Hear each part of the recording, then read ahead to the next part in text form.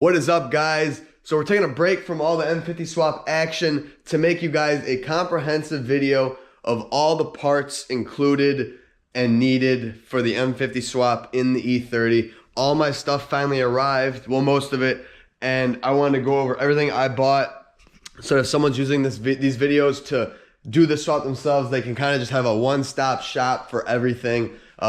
There's a few things I'm sure that will come up later down the road that I might need, and I will tell you guys about that in those videos because I'm going through all the process, right? So this is just before I actually do the swap, all the stuff I've researched that I need. There might be some stuff I need later down the road. I might have bought extra stuff. But yeah, I got a lot of the crap laid out here, and I just want to go over and show you guys everything that I needed because this will help a lot of people later down the road. So to start, obviously you need an E30. This is a 89 325i. From all the research I did, it seems like the easiest method or the easiest shell to put an M50 in is an 89 and on 325 because I'll get into it later. The radiator is used with the M50 and a lot of other stuff. I'll get into that later down the road. But an 89 325i, so between models, a lot of this stuff might change. I'm giving you guys the experience of what I'm doing, what I've gathered. If you're doing a 318, some stuff might change. On top of that, then you also obviously need the M50, B25, or whatever 24 valve you want. S50, S52, M52, M54, S54.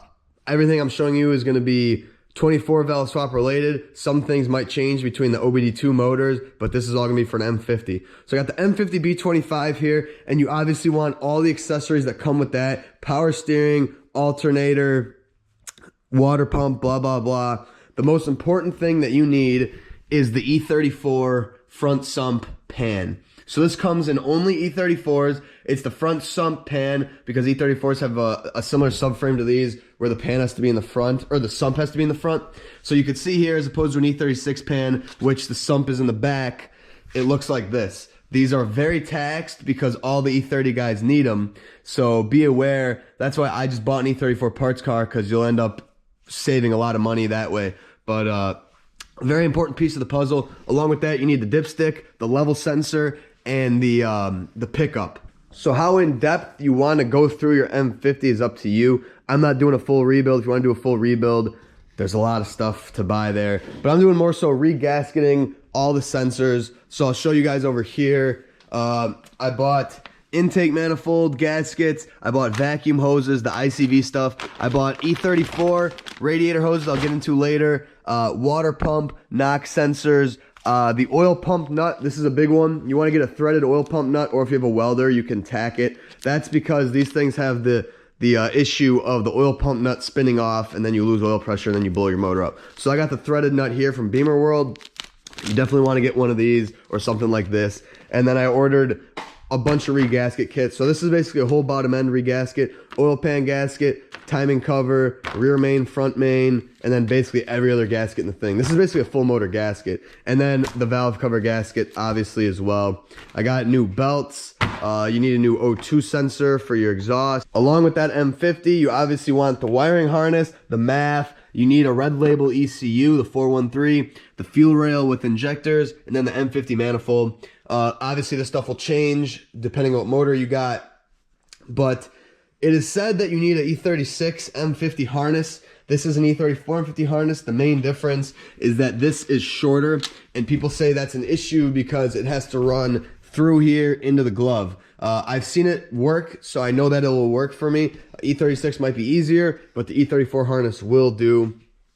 And then you also need an E34 throttle cable. You need it to be specific to an E34. That's what I heard. It's the only one that works. I'm guessing this plugs right in, and then will obviously work with the manifold. So one thing you do need that's E36 related is you need E36 motor mount arms. I believe these are 325 motor mount arms. I don't know what M52s are like, but you need these, and they need to be located in the E36 location. I'll show you guys what I mean here. So on the E34, it obviously has different motor mount arms, but on all M50 blocks, and this goes for M52, S54, they all have the same mounting points. So E34s, the motor mounts mount in the front set of mounting points, but you'll see right here and right here are two more holes, and those holes are where the E36 arms will mount. So the E36 arms use these two and these two, so they obviously are pushed a little further back. It's the same on both sides, so ditch the E34 arms, put the E36 arms on in the E36 arm location.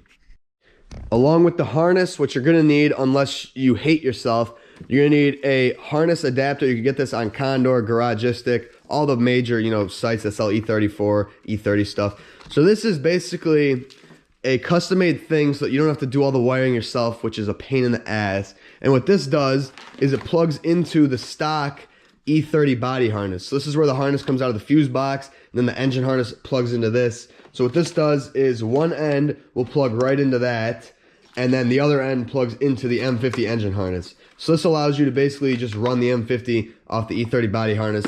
If you don't do this, I think you have to modify all of this stuff, repin, a lot of junk that you definitely don't want to do. And the nice thing about the Condor one is if you have an E34 and an E34 harness, the motor has an oil level sensor, and the pan will have that as well. You don't need to plug it in, but this actually comes for the wiring for it, so you'll have a working oil level sensor. And then it has a ground, and then something for the AC, which I don't know because I'm not going to use the AC. So that's another thing. AC has to be full custom. I'm not doing that, so that's not going to be in any of my videos.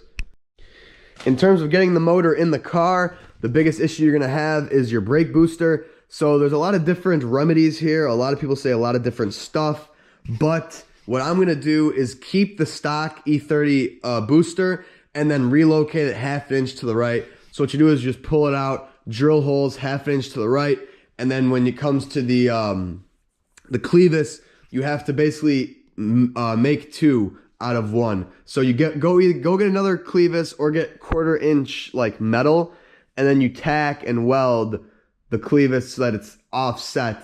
I'm gonna go way more in depth than that when I actually do it, but you can use the stock booster. You just have to relocate it. Otherwise, you could use the E21 booster, an E90 booster, a lot of random boosters. That stuff's all over the internet. Super confusing. I didn't really want to make hard lines, bend hard lines, modify boosters, get new reservoirs. This lets you keep all the stock stuff here, which is really nice. So that's the route I'm going there.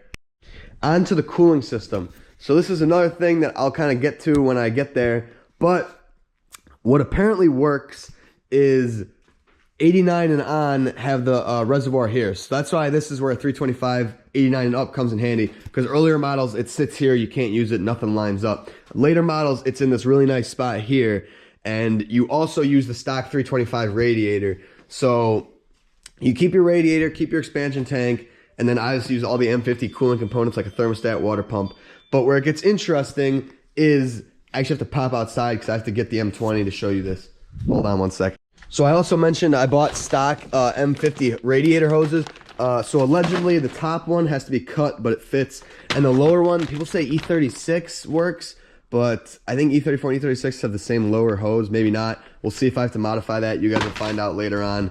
But those aren't important. What's important is the coolant line that you see on the M50 that runs from the back of the thermostat housing all the way through, and then it goes into the heater core, and then you have this back heater core line right here. So I don't think you use any of this off the M50. What I believe with the E30 radiator setup and the expansion tank is you take the radiator hose, or not the radiator hose, but the coolant hose right off the M20, and it works right on with the M50. Because if you see here, the hose comes off the back of the thermostat neck, just like the M50. It runs all the way under the manifold, just like the M50. And then it comes out in the back, just like the M50. And this will come out right where the heater core connections are. And then you have all this heater core stuff that I believe this rear neck will also go right onto the M50. And then you basically utilize all the stock heater lines that run along the engine with the M50 and the E30. And then it has the hose that comes down the middle that goes up to the expansion tank. So I'm pretty sure, obviously when I get there, I'll confirm, but I'm pretty sure all the stock E30 cooling lines and cooling system work with the M50 except for the radiator hoses. So that makes it really nice and easy. Like I said, we'll see later down the road how true that is. Almost forgot with the cooling system. When you're using the 325 radiator with the M50, apparently you also use the stock 9 blade fan, and you have hardly any clearance. So we'll see. I might just run an E fan, but allegedly that works. Power steering is a big topic now. So you're going to use the stock E34 pump or the E36 pump. And then from there, it's really up in the air. I honestly will not know until I get in and put the motor in. But you hear some people that say they use E30 lines. Some people say they use E36 lines. Some people use E46 lines. You kind of just have to custom make whatever fits. I think you can leave this reservoir here. Some people use the E36 reservoir that actually mounts on the motor mount arm. I could maybe do that. I think the reservoirs are the same for the E30 versus E36. I'm gonna have to relocate it. So I have E30 lines. I have E34 lines. So I'm gonna honestly see what works. Where these come out doesn't seem like it'd be really far from the actual power steering pump. Somehow maybe it'll work. I don't know. A lot of people have different stuff to say here. So I really can't give you guys a confirmative answer right now until I actually get in there and do it. I would love to use all the stock E30 lines and bolt them right up. I heard that the banjo bolts all are the same size, same thread, and I'll actually figure that out for you guys right now. So these are the two E30 stock banjos, and then here we have the pump. So let's see if these stock banjos thread into this pump. All right, that's one that works. And let's see. And that's two that works. All right, so that is true. So the E30 stock lines have the same size fittings and banjos as the M50, which is really cool because that makes it so you don't have to use some random lines. So if you can bend them, if you can make them, they should bolt up to this pump, which is a huge plus. So I just confirmed that for the video. That's what I heard online, but you know, sometimes you gotta confirm stuff in real life. So that's cool. But yeah, the power steering, that's gonna be a major thing that I'm gonna have to get to you guys when I do it, because off the bat, I don't know for sure. And then another major topic is the trans setup. So you have a few options here. You have a stock 5-speed from the E34, E36, the ZF or the Getrag 250, and those obviously both right up with the M50, but then the back half is what you got to be worried about. I think you need some sort of custom drive shaft or an E36 drive shaft, and then you have to make sure that mates with the diff. And to me, that honestly just sounds like a lot of work and not worth the hassle. I think the trans mount's the same, but I don't know. I didn't want to go down that route, and I didn't have a 5-speed anyway. So if you have a 325 with the G260, the G260 apparently, allegedly, bolts right up to the back of the M50, which is super nice. So I have the 260 here, and 260s are fantastic transmissions. They hold a fair amount of power. So take the trans off the M20, and then you use the stock M20 clutch, flywheel, pressure plate, and starter. Use all the M20 related trans stuff on the M50, and it all bolts right on, it all fits right on there. The only thing is the flywheel from the M20. Now this is also up in the air. Some people say it works, some people say it doesn't. Late model versus early model, sometimes it's different. But the flywheel allegedly hits like the oil pan things right here, or something on this pan. And because of that, people say you actually have to get it machined down to like a certain weight. Like you end up cutting like half of it off or machining half of it off. I won't know until I get there. Again, something I'll confirm later down the road. But that is an issue with the M20 flywheel.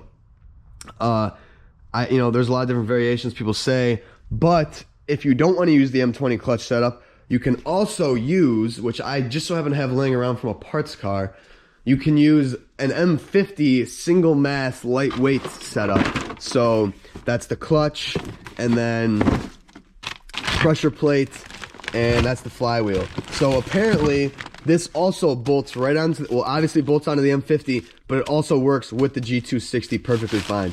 So I have two options here. I have, you know, I'll see which one I want to do. If the M20 stuff fits on there without having to go to a machine shop, I'll do that. But if it doesn't, I might just throw this on. It's brand new, stage 2. These actually hold a lot of power. These are really good clutch setups. Like it's an eBay one, but it's really good. So that's your option there. You could use either car's clutch setup, which is really nice. And then obviously if you use the M50 flywheel stuff, you use a stock M50 starter. If you use the M20 stuff, you use an M20 starter. I believe the starter connections are nearly the same between M20 and M50, which is really nice there. So it's one less thing to worry about. But I'll make that decision when I get there. Another stuff related to the trans that I did, I bought all the seals. This thing's output shaft seal is leaking. The input, I don't know yet. I bought this detent seal that looks like it's leaking. And then whatever shifter stuff you want to rebuild. I got a new Guibo. If you want to do the shifter bushings, if you want to do this thing, I'm opting to not do any of that stuff because I'm cheap, and this car was manual swap, like I said, so I think a lot of this stuff has probably been replaced in the future. The slave I already got. That's where it comes in handy. Obviously, if you're doing an auto E30 to a manual, you're gonna have to work out the master stuff and all that junk. But I already have the slave, as you can see there. So then that'll go right into the G260. And the beautiful thing about the G260 is then you can use the stock drive shaft, stock diff. You don't have to worry about any of that stuff. So then everything from the trans back stays stock to your E30, which is really nice. So then when you're using the G260, that runs you into a few things here. So the trans, since the M50s sit at an angle in the E34s and the E36s, but the M20s sit straight, when you use the G260, you're going to leave your trans at a really awkward angle, which will put your shifter way off, and I think you can't even use fifth because it'll actually be hitting the shifts around and all that stuff. So what you do to remedy that is you go on Condor. I mean, you can make this stuff, but I just went on Condor. You buy the special 24 valve swap trans mount. You know, you'll find it on the website. So basically what this thing is, it allows you to use the stock G260 in the E30, and it, you know, whatever, it tends to that offset, and then you use, I think, stock trans mounts, but I went with the Condor ones because this all came as a kit. So trans mounts then will be the same, but you just got to use the special brace. And then onto that is the special DSSR, which has to be a 10% twist. So maybe you can see on the camera there, looks like it's twisted. That's how it has to be, because that's what will end up bringing your shifter back to the neutral position, how it should be. So all this kit stuff, I'll go over the prices at the end of the whole swap, but I think that was like close to like 200 bucks or something for all this. And then those are the only two things you need to get the G260 sitting right in the E30. And then on top of that, for mounting the engine, E36 arms, and you also need these special motor mounts. So there's also two options here. You can do the Condor motor mounts, which I've heard, honestly, people say bad things about these, but I've also heard that people say they just don't know how to install their motor. You gotta leave them loose and then kind of play with it. But these have a special angle to them and special positions so that they will perfectly work with the E36 arms. If you don't want to use these, you can also buy, I believe it's E28 535 motor mounts as well, which are really expensive. So these are honestly, I think, a cheaper thing here, but these are solid. But you could use the stock 535 motor mounts. Those also work apparently, but I'm using this route here. So that's all your trans related, mounting related stuff there. I almost forgot, with the E30, E34 M50, or with any M50, you need the E30's stock temperature sensor. That's the temperature sensor that reads on your gauge, because these sensors are different. So obviously, if you plug that in, it will not read right. The stock harness plugs right into the E30 one, and it threads right into the block as well. I got to research. I can't remember which one of these is ECU, which one of these is the cluster. So obviously one of these will stay, and it's for your ECU. But this one is from an E30. You need the E30 stock temp sensor, which can be found on the thermostat head. It's the brown one. So you screw this right into your M50, and then plug your harness right into this, and then you have a working temp gauge, or you should at least. That was something I didn't find out till later on. What's nice about the M50 is, as opposed to OBD2 cars, I don't think OBD2 motors have these two things here. So you have to end up doing some sort of weird threading. I don't know what involves that or entails that. You guys can research that. But yeah, don't forget E30 temp sensor. And then lastly, I believe lastly, is the exhaust. So none of the E30 stuff will work. None of the E34, E36 stuff will work. What I'm planning on doing is using the stock E34, or the stock I keep saying E34, I'm sorry, M50 headers. I heard these work. I'm hoping they do. I'm gonna actually research that again tonight and make sure. But some people upgrade their headers and they work. I don't know, there's certain variations that work. But if you could use stock manifolds, then you have to get a whole custom exhaust. That's the one thing that will be pretty expensive with this swap. You gotta get a whole custom exhaust made, which kind of sucks, but whatever. It's an easy enough swap, everything else being compatible. So that's one extra thing that you can do there. But that's what you gotta do for the exhaust. Another good thing to do on the M50 is replace the crank and the cam sensors. Those are right there. Those like to go bad, and it's gonna be a lot easier when the motor's out of the car than when it's in the car and it's really tight up front, because that's the only way to get to the crank sensor. For the airbox, I don't think the E34, the E36 airbox fits. Maybe it does. I'll probably use a cone. That's the cheaper route that most people probably run anyway. So yeah, guys, that's everything that entails my swap, the route I'm going with. There's a lot of different options here. There's a lot of different ways to do everything. But like I said, this is my route. If you're going a different route, sorry. But this is just to help you guys get a basic idea of everything that's needed when you do an M50 and E30. You know, like I said, starting with an 89 chassis, I feel like is way better than an earlier model because there's a lot of stuff that you can keep the same. All this will be in depth later down the road as I do it. I'm doing step by step here, guys. I'm not skipping anything. But this was just kind of a rough idea that I want to tell you guys of everything I had to buy to do all this. When the build is done, I'll give you guys all the prices. But yeah, I hope this helps people. I know this would help me if I saw this video. But thank you guys for watching. I hope you enjoyed. Happy M50 swapping. See you guys in the next one when we're doing something in the engine. I don't know yet.